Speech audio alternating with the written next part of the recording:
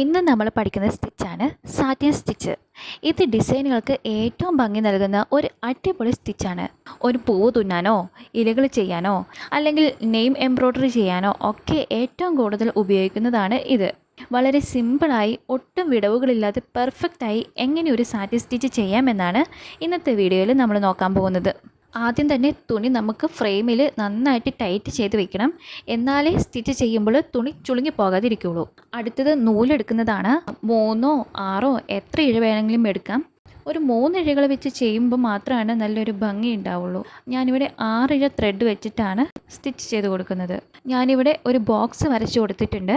എന്നിട്ട് ആ ബോക്സിൻ്റെ ഏതെങ്കിലും ഒരു മൂലയിൽ നിന്ന് സൂചി കുത്തിയെടുക്കുക. അതിൻ്റെ നേരെ താഴെ ആ ബോക്സിൻ്റെ ആ ലൈനിൽ സൂചി താഴ്ത്തിയിറക്കുക. അപ്പോൾ നമുക്ക് ഇതുപോലെ ഒരു നേർരേഖ കിട്ടും. ഇനി അതിൻ്റെ തൊട്ടടുത്ത് വീണ്ടും കുത്തി താഴേക്ക് ഇതുപോലെ സ്റ്റിച്ച് ചെയ്ത് കൊടുക്കാം. ഒട്ടും വിടവില്ലാതെ വേണം ചെയ്ത് കൊടുക്കാൻ. ഇങ്ങനെ സ്റ്റിച്ച് ചെയ്യുന്ന സമയത്ത് നൂല് ഒരുപാട് വലിച്ചു മുറുക്കരുത്.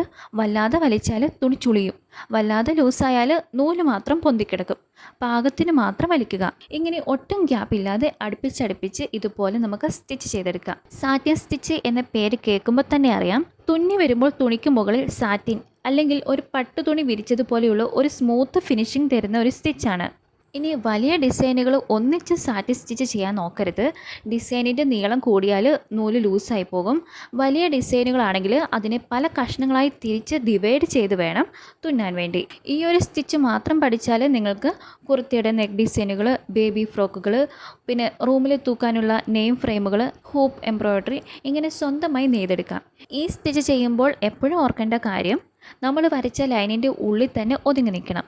ഞാനിവിടെ 6 ഇഴയാണ് എടുത്തതെന്ന് പറഞ്ഞു. ഇതൊന്ന് സ്മൂത്ത് ആക്കാൻ വേണ്ടിയിട്ട് ഞാൻ ജസ്റ്റ് ഒന്ന് സൂചി വെച്ച് ഒന്ന് വൈപ്പ് ചെയ്ത് കൊടുക്കുന്നുണ്ട്. അപ്പോൾ ഫിനിഷിംഗ് ലുക്ക് എങ്ങനെയുണ്ട്? നമുക്കിത് വെച്ച് പൂവോ ഇലയോ എന്ത് വേണമെങ്കിലും ചെയ്യാം കേട്ടോ. സിമ്പിളല്ലേ ഈ ഒരു സ്റ്റിച്ച് ചെയ്യാൻ വേണ്ടി? വീഡിയോ ഇഷ്ടപ്പെട്ടെങ്കിൽ ദയവായി ലൈക്ക് ചെയ്യാനും ഷെയർ ചെയ്യാനും ചാനൽ സബ്സ്ക്രൈബ് ചെയ്യാനും മറക്കരുത്. അടുത്ത വീഡിയോയിൽ പുതിയൊരു സ്റ്റിച്ചുമായിട്ട് കാണാം. ബൈ.